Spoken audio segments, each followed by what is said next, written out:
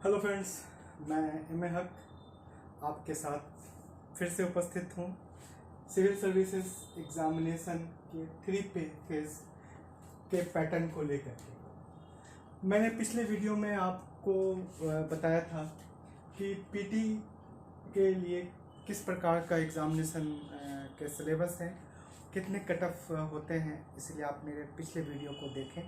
और उसमें मैंने पीटी से लेकर के मेन तक के सफ़र, यानी पीटी से आप मेंस किस तरफ कैसे आएंगे, उस पर हमने डिस्कस किया।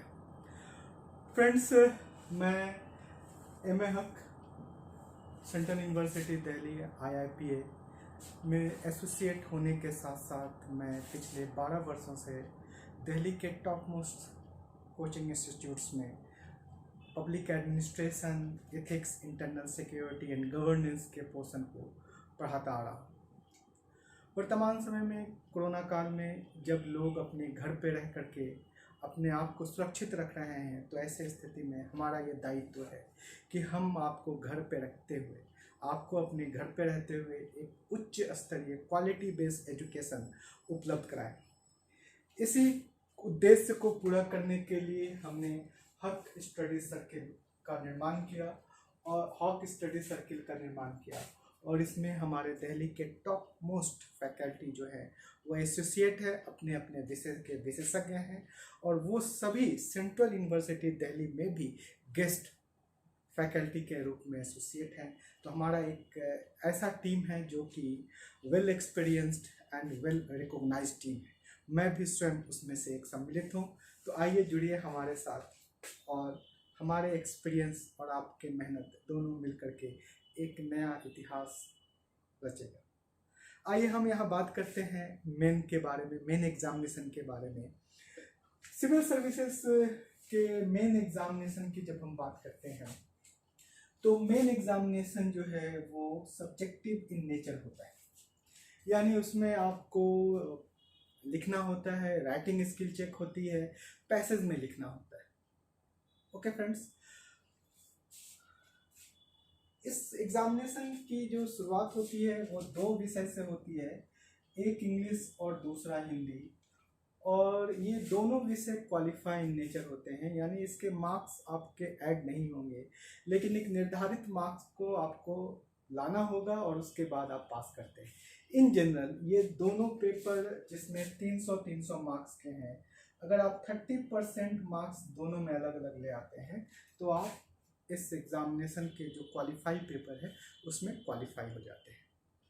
अब आइए कि यह एग्ज़ाम जो है वो रिटन एग्जामिनेशन जो है वो मूल रूप से कई सेगमेंट में बटा हुआ है, और टोटल जो रिटन एग्जामिनेशन है वो है 1750 मार्क्स का।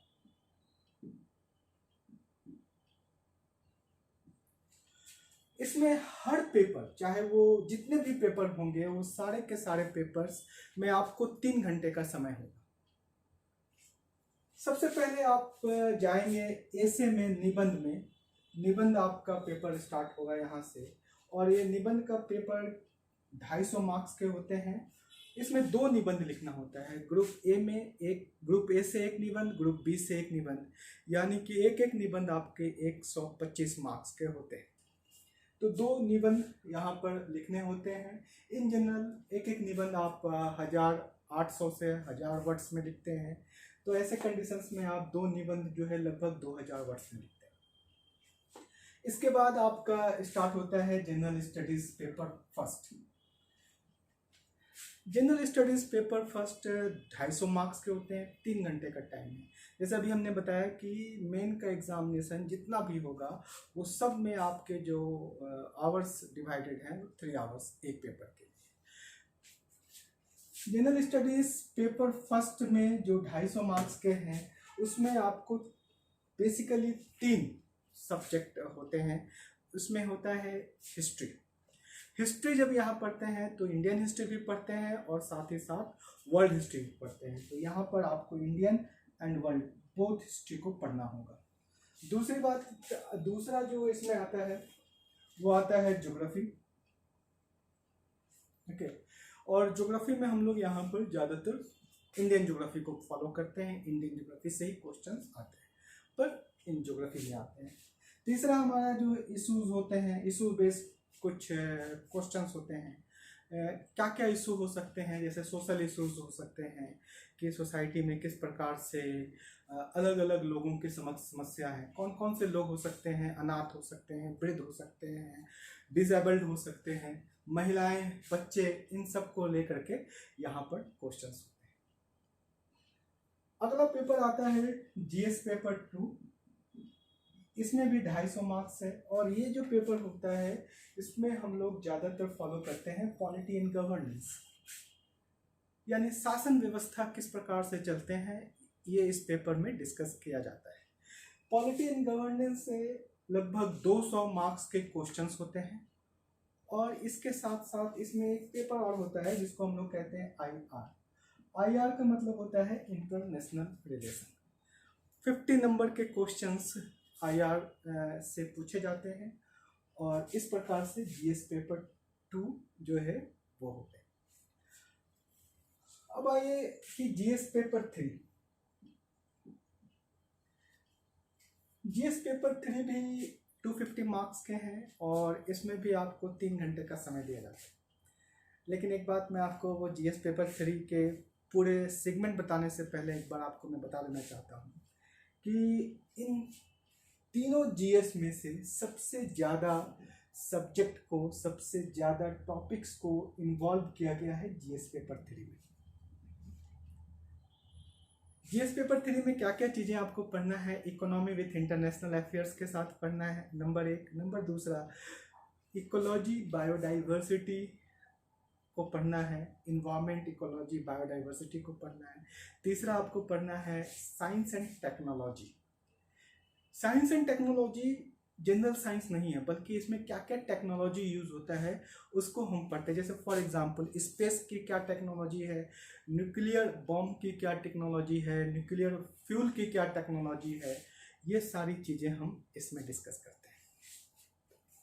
इसके साथ साथ इसमें पढ़ना होता है डिजास्टर मैनेजमेंट के, और डिजास्टर मैनेजमेंट एक बड़ा पोर्शन है आज के डेट में, क्योंकि अभी आप देख रहे हैं कि कोरोना महामारी में ज़्यादातर जो रूल लागू हो रहा है वो डिजास्टर मैनेजमेंट एक्ट के थ्रू लागू हो रहा है। तो ये चीज़ें हो गई। फिर इसमें आपको पढ़ना होता है इंटरनल सिक्योरिटी, मतलब आंतरिक सुरक्षा, देश की आंतरिक सुरक्षा, सीमा के अंदर की सुरक्षा जो है वो किस प्रकार से उसके समक्ष चुनौतियां हैं, कैसे उसके समाधान के लिए अलग अलग एजेंसियां काम कर रही हैं, ये सारी चीज़ें।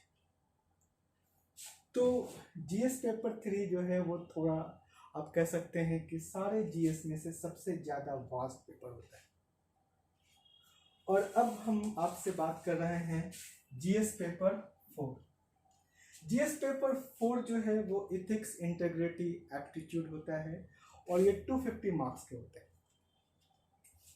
इसमें बेसिकली ये डिस्कस किया जाता है कि जो लोक सेवक हैं हमारे, उस लोक सेवक के आचरण कैसे होने चाहिए, उसकी नैतिकता कैसी होनी चाहिए, उसके अंदर भावना किस प्रकार से सृजित होनी चाहिए।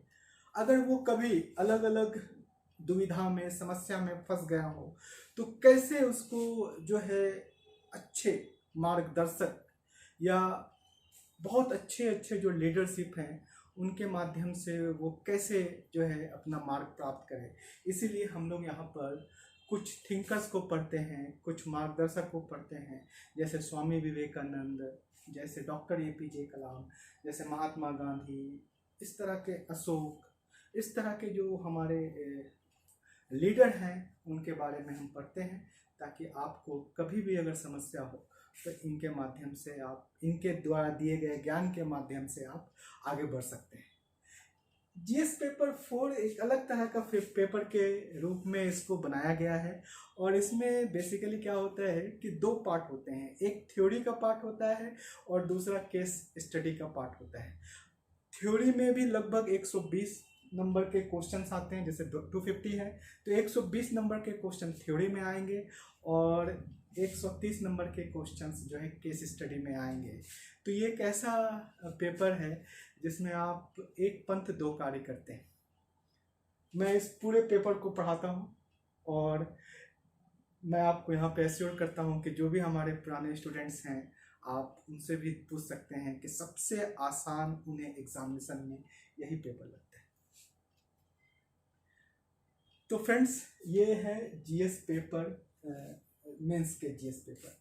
इसके साथ साथ आपको एक ऑप्शनल पेपर को चूज करना पड़ता है, और वह ऑप्शनल पेपर 500 नंबर के होते हैं, जो 2 भाग में बटे होते हैं, paper 1 and paper 2। Paper 1 250 number के होते हैं और पेपर 2 भी 250 मार्क्स के होते हैं। मैं पब्लिक एडमिनिस्ट्रेशन ऑप्शनल पेपर पढ़ाता हूँ, और मैं वहाँ पर आपको ये बताता हूँ कि किस प्रकार से ऑप्शनल में ज़्यादा से ज़्यादा मार्क्स गेन किया जा सकता है।